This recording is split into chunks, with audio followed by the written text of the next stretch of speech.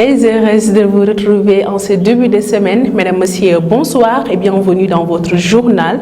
À la une de l'actualité, l'antenne sénégalaise de l'association Caridat, basée en France, offre un important lot de matériel médical à l'hôpital Ahmadou Sakhir Ndiéguène de Thiès en présence des autorités locales et administratives. Suite à la fermeture des marchés le dimanche, le gouverneur de la région de Thiès a fait un tour au marché central pour s'enquérir du nettoyage et de la désinfection effectuée par le service d'hygiène. Également dans cette édition, le leader du parti Agir, Thierno Bocoum, en visite au quartier Mourkat Extension après les démolitions des maisons pour apporter réconfort et manifester sa solidarité. Et puis l'actualité nationale de ce jour est marquée par la saisie de 675 kg de cocaïne par la gendarmerie de Mbour.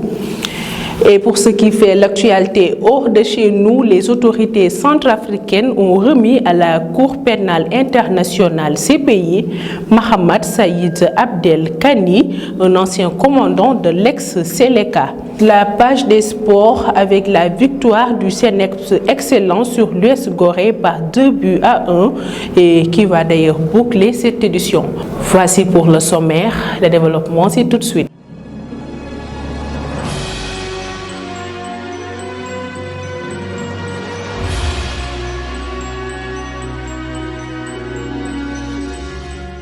Merci de nous rejoindre. La situation épidémiologique de ce jour fait cas de 266 nouvelles contaminations, dont 153 issues de la transmission communautaire. 7 patients ont succombé à cette maladie. Le directeur du CNEPS, Dr Ousmane Gueye, nous fait le point du jour. Le ministère de la Santé et de l'Action sociale a reçu les résultats des examens virologiques ci-après. Sur 2099 tests réalisés, 266 sont revenus positifs, soit un taux de positivité de 12,67%. Les cas positifs sont répartis comme suit. 111 cas contacts suivis par nos services, 2 cas importés enregistrés à l'aéroport international Blaise Diagne de Diass, 153 cas issus de la transmission communautaire répartis comme suit.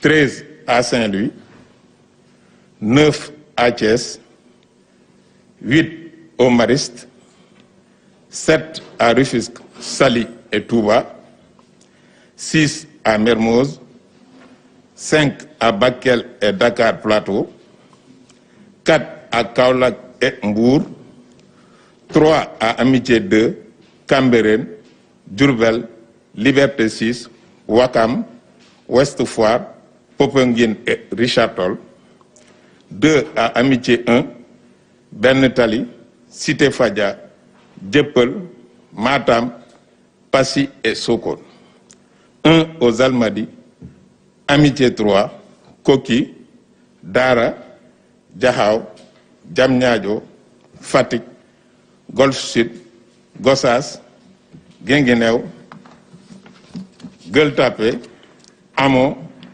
HLM Grand Médine, Kaffrine, Keur Massar, Keur Momar Sarr, Liberté 3, Liberté 5, Mamel, Mbacké, Mbao, Médina Yoro Foulah, Mékhé, Nguékokh, Ngor Virage, Parcelles Assainies, Patte d'Oie, Ranérou, Rebeuss, Sacré-Cœur, Sicap Foire, Sicap Liberté, Tamba, Thiadiaye, Vélingara, Yara, Yeumbeul, Yoff, zone A et zone B. 205 patients hospitalisés ont été contrôlés négatifs et déclarés guéris. 51 cas graves sont pris en charge dans les services de réanimation. 7 décès ont été enregistrés ce dimanche 24 janvier 2021. L'état de santé des autres patients hospitalisés est stable. Un important lot de matériel médical a été remis à l'hôpital Ahmadou Sakhir Ndiéguène de Thiès par l'antenne sénégalaise de l'association Caridat basée en France. Le vice-président du conseil départemental, par ailleurs le ministre de l'économie numérique, a saisi cette occasion pour remercier cette association caritative et lancer un appel aux populations pour le respect des mesures édictées en cette période de Covid-19. Yankoba Diatara est au micro de Ahmadou Bambali et Moussa Mbaye. Nous sommes dans une situation, comme je l'ai dit tout à l'heure, difficile et complexe. Et aujourd'hui, c'est par la solidarité, c'est par l'engagement citoyen républicain que nous parviendrons à vaincre cette pandémie. Et c'est l'occasion pour moi de lancer un appel aux citoyens, aux Thiessois plus particulièrement, pour que les mesures édictées par les plus hautes autorités de ce pays puissent être respectées. Et je voudrais, Monsieur le Préfet, Monsieur le Directeur, réaffirmer notre engagement à vos côtés, aux côtés du personnel de santé, pour leur dire que le conseil départemental, suivant les orientations du chef de l'État, sera à vos côtés pour vous accompagner davantage dans la prise en charge correcte de cette pandémie. Mais aussi aux citoyens, leur demander de respecter les mesures édictées par les autorités sanitaires. Monsieur le Préfet, nous sommes dans la deuxième vague et Thiès, la région d'une manière générale, est pleinement touchée. Monsieur le Préfet, sachez que le conseil départemental, comme lors de la première vague, sera à vos côtés. Nous lancerons dans les prochains jours le deuxième assaut de la deuxième vague. Parce que cette deuxième vague mérite une plus grande gestion, une plus grande attention, une plus grande mobilisation. Et comme nous l'avions fait, pendant la première vague, nous avions mis à peu près 150 millions. Cette fois-ci également, le conseil départemental est prêt à se mobiliser aux côtés des autorités. Le gouverneur de la région de Thiès a effectué une visite au marché central de Thiès pour s'enquérir du travail de nettoyage et de désinfection fait par le service d'hygiène. Il a apprécié l'initiative du conseil départemental et a appelé lui aussi les populations au respect des mesures édictées. Mohamedou Moustapha Ndaw est le gouverneur de Thiès. On a pris une mesure de fermeture des marchés le week-end, le dimanche en particulier. Et c'est, comme je disais au départ, l'occasion de nettoyer le marché, mais c'est aussi l'occasion de faire la prophylaxie du marché. Et c'est comme ça que nous avons instruit l'UCG, le service d'hygiène, accompagné de la mairie, pour que chaque dimanche, effectivement, les marchés de Thiès soient nettoyés. Et que chaque dimanche, effectivement, qu'il y ait une opération de saupoudrage dans les marchés de Thiès. Le service d'hygiène l'a fait depuis. Nous les encourageons à continuer à le faire avec l'UCG et la mairie. Ce qu'on voudrait, c'est effectivement, à côté de ce que nous menons, nous prenons comme mesures restrictives de liberté, qu'on ait également des mesures plus constructives, donc vraiment des actions bénéfiques pour les populations, pour qu'effectivement on puisse venir à bout de la maladie. Mais je voudrais vraiment également inviter tout le monde à s'y mettre, tout le monde à s'y mettre. Toute la population d'abord par sa mobilisation en respectant les gestes barrières. Mais toutes les bonnes volontés également qui ont quelques moyens à apporter et qui pourraient les apporter pour qu'on puisse effectivement mieux mener cette lutte-là. Le maire de la commune de Thiès-Nord se dit satisfait lui aussi et appelle les commerçants à la vigilance. Lamine Diallo est avec Aminata Ndiaye et Cherfal. C'est l'occasion aussi de lancer un appel à nos commerçants et à nos populations que le virus est bien là et qu'il faudrait, c'est une responsabilité individuelle. Donc les gestes de barrière, je crois que c'est le seul salut. Le respect des gestes de barrière. Je pense que c'est le seul salut. Donc c'est ça. Donc inviter tout un chacun quand même à prendre conscience de ce danger qui est là, qui nous guette. Et aujourd'hui qui nous harasse. Les êtres qui nous sont plus chers. Donc Donc je tenais quand même à dire ces mots-là, mais remercier l'adjudant Touré par rapport à son engagement à nos côtés, parce que comme vous le savez, le marché central, c'est le plus grand marché de Thiès et c'est le lieu de tous les grands rassemblements. Donc il fallait quand même cette opération d'envergure de désinsectisation et de désinfection dans ce marché-là. Autre aspect de l'actualité, le leader du parti Agir a rendu une visite aux populations de Mbour 4 Extension suite à la démolition de leurs maisons par les autorités administratives et la DSCOS. Il interpelle le chef de l'État sur la situation de ces pères de famille et il vient aussi apporter réconfort et manifester sa solidarité. Thierno Bokoum, que nous écoutons au micro de Pape Tchoun et Cherfal. Porter notre solidarité aux populations du quartier Mbour 4 de Thiès, extension que nous connaissons parfaitement. Alors nous avons entendu le président de la République dire très clairement que ces populations allaient être régularisées. Il l'a dit d'une manière claire, d'une manière intelligible. Aujourd'hui, nous pensions que si les populations n'ont pas reçu les papiers prouvant qu'elles ont été régularisées, c'est pour des questions peut-être de lenteur administrative. Mais on n'avait jamais pensé que des démolitions allaient suivre et qu'aujourd'hui, on allait mettre dehors, humilier des pères et des mères de famille. Je pense que c'est inacceptable. C'est inhumain et nous condamnons fortement ce qui s'est passé ici.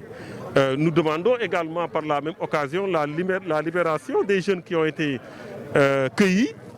Nous pensons même que c'est de la provocation. On ne peut pas aujourd'hui mettre leurs parents dans le désarroi et les mettre en prison. C'est inacceptable. Donc nous sommes venus pour condamner cet acte.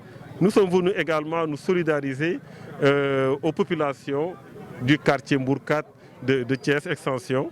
Et nous pensons que cette question va très rapidement être réglée. Parce que ce qui est clair, c'est qu'on ne pourra jamais nous faire croire que la parole du président de la République ne vaut rien. Ça serait extrêmement grave qu'on nous dise que cette parole-là, ce qu'il a dit, ce qu'on a tous entendu, ça vaut absolument rien du tout. Ça serait extrêmement grave.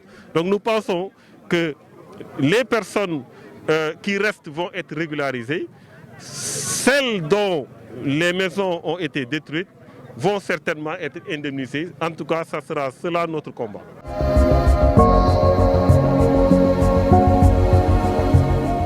À présent, la rubrique politique de ce lundi qui s'intéresse à l'arrestation du jeune activiste qui est basé à Podor, Sambatal, compte rendu Ndeye Coumba Fall. L'activiste Sambatal, basé à Podor, avait été emprisonné suite à une publication pour dénoncer la corruption qu'il a constatée dans ce pays. Adama Diawara, coordonnateur du parti PASTEF Thiès-Ouest, démontre sans doute que la liberté d'expression au Sénégal est en régression et que cette arrestation n'est qu'une goutte d'eau qui a fait déborder la vase. Ma réaction, c'est que cela entre en droite ligne avec un peu la tournure que le Sénégal est en train de prendre. Depuis l'avènement du président de la République au pouvoir, nous assistons à un recul démocratique sans précédent. La liberté d'expression, on est en train de vider de sa substance la liberté d'expression. On ne peut pas avoir une liberté qu'on ne peut pas véritablement transmettre. Malheureusement, depuis l'avènement de Macky Sall, ce n'est pas seulement Sambatal, mais tous ceux qui émettaient leur opinion par rapport à la bonne marche du pays sont en train d'être embrigadés, soit par la carotte ou bien par le bâton. Certains opposants ont été phagocytés par le président de la République, ce qui entre dans sa vision de réduire l'opposition à sa plus simple expression. L'autre chose est que d'autres opposants ont été soit exilés de force ou bien d'autres mis en prison. La société civile aujourd'hui est presque vidé de sa substance. Seuls quelques membres de la société civile jouent réellement leur rôle. Et aujourd'hui, ce sont les citoyens, notamment les activistes et quelques hommes politiques qui sont sur le terrain pour défendre cette démocratie séculaire. La démocratie sénégalaise, elle n'est pas née avec l'alternance, mais c'est une démocratie qui a toujours prévalu au Sénégal et qui est en train d'être menacée par le président Macky Sall. Il y a une certaine dérive autoritaire, mais également une dérive sécuritaire qui est en train de se passer au Sénégal. Quand on inquiète Samba Tall, en même temps, Boubacar Seye également est en train d'être inquiété. Ce qui véritablement est un recul démocratique sans précédent au Sénégal. Ce qui fait que les Sénégalais devraient en être conscients et surtout prendre leurs responsabilités parce que nous avons toujours été un exemple pour l'Afrique, un exemple dans le monde. Mais avec le président Sall, le Sénégal est en train de reculer. Aujourd'hui, nous sommes la risée au niveau de l'Afrique. Les gens nous indexent pour montrer ces dérives démocratiques qui sont en train de se faire dans ce pays. Il y en a d'autres qui se sont passés. Regardez avec Guy Marius Sagna, il ne fait que défendre la vérité, il ne fait que défendre le peuple et qui est arrêté. Regardez l'autre qui est en prison depuis pour avoir proféré simplement des mots malveillants. Comment il s'appelle encore? Assane Diouf, il est en prison injustement. L'état de droit est en train d'être bafoué partout au Sénégal. Saliou Ndiaye, acteur de la citoyenneté politique et sociale, membre de coordination du mouvement Y en a marre, soutient la thèse selon laquelle cette série d'arrestations, notée surtout chez les activistes, n'est rien d'autre que pour les anéantir, ce qu'ils ne vont pas accepter. Ces séries d'arrestations n'ont pas commencé aujourd'hui. Mais nous venons d'assister à des mises sous mandat de dépôt. Parce que quand on met des dispositions de la loi sous le dos d'une personne qui n'en fait pas de grandes choses et qu'on le mette en prison, sous une simple déclaration, ça devient dangereux.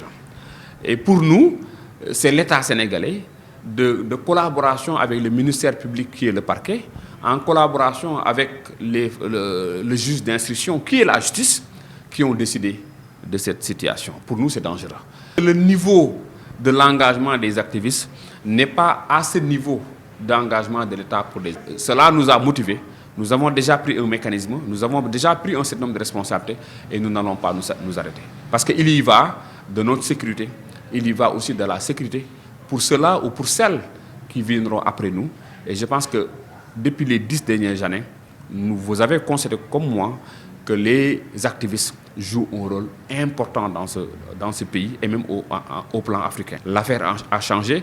Les États ont peur des activistes parce qu'ils disent que ce ne sont pas des forces organisées, ce ne sont pas des forces facilement brisables, mais nous aussi, notre responsable, c'est de s'organiser pour faire face.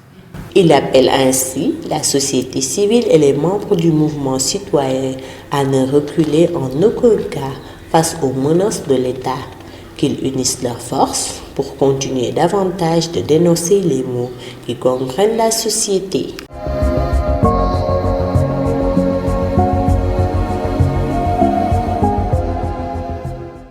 Je vous le disais tantôt dans le sommaire, l'actualité nationale de ce jour est dominée par la brigade de gendarmerie de Mbour qui a mis la main sur 675 kg de cocaïne à Ngapour, Fatou Fall. Commençons les actualités nationales avec la brigade de gendarmerie de Mbour avait mis la main sur 675 kg de cocaïne à Ngaparou le 28 décembre dernier. Un membre du cartel vient de tomber. Il s'agit d'un entrepreneur belge très actif dans le secteur du BTP. Accueilli à Dakar, il a été déféré au parquet de Mbour la semaine dernière, rapporte Libération.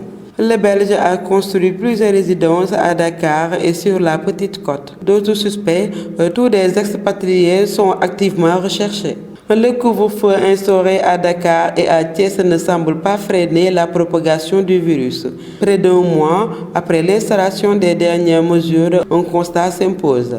Les indicateurs sont toujours à la hausse dans les régions ciblées. En effet, 1699 personnes ont été contaminées, s'y ajoutent 60 décès, dont 4 ce week-end entre le 18 et le 24 janvier. Face à cette situation, le couvre-feu a fini de montrer toutes ses limites à Thiès et Dakar. Le journaliste sénégalais Jean-Maïssa Diop, un ancien du groupe privé Walfadjri, est décédé dimanche. Des suites d'une maladie annoncent plusieurs médias sénégalais. Jean-Maïssa Diop, engagé ces dernières années dans la formation et l'encadrement, fut l'ancien directeur de publication du quotidien Walf Grand Place, version People du quotidien Walfadjri appartenant du groupe de presse du même nom.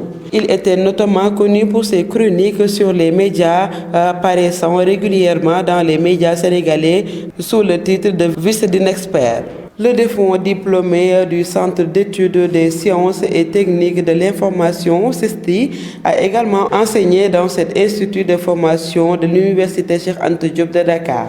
Il fut également membre du Conseil national de la régulation de l'audiovisuel. Jean-Maïssa Diop est dans la 13e promotion 1985 du Centre d'études de sciences techniques et de formation.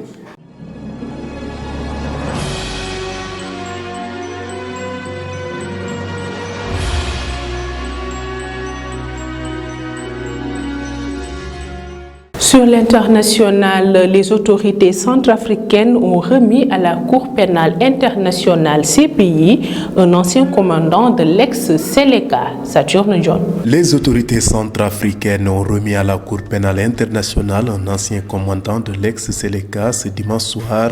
Il s'agit de Mohamed Saïd Abdel Kani. Il est soupçonné de crimes de guerre et crimes contre l'humanité.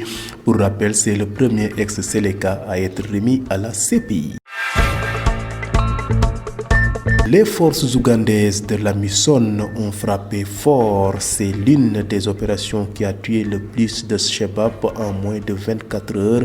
Le contingent ougandais de la MISON, la force africaine en Somalie, a affirmé avoir éliminé 189 terroristes islamistes entre vendredi soir et samedi matin. Une série d'attaques ont été menées contre plusieurs villages au sud-ouest de Mogadiscio. Les Ougandais ont notamment des hélicoptères d'attaque qui ont souvent manqué tout au long du mandat de la MISOM. Terminons ce rapide survol de l'actualité internationale au Mali, où moins 6 soldats maliens ont été tués et 18 blessés dans la nuit de samedi à dimanche dans le centre du pays au cours de 2 attaques attribuées aux djihadistes. Une précédente attaque jeudi avait déjà entraîné la mort de 3 soldats dans le secteur de Mondoro.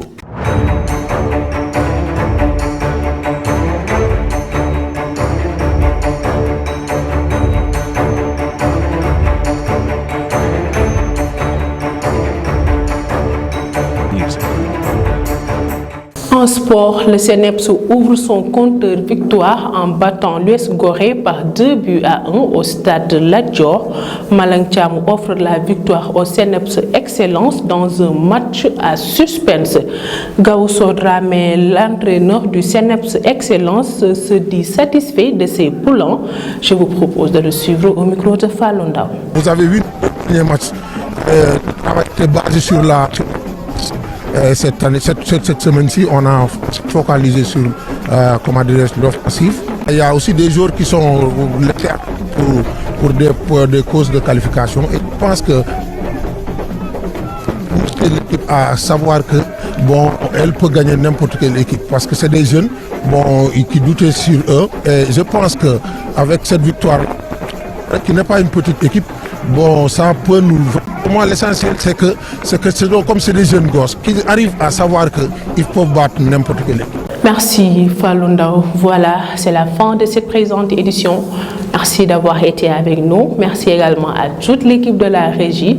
J'aurai le plaisir de vous retrouver demain pour une autre édition. Pendant ce temps, vous pouvez suivre la totale d'informations sur notre site d'information www.prestigechoice.com ou sur notre page YouTube Thiès Prestige. Merci de votre fidélité et bonsoir.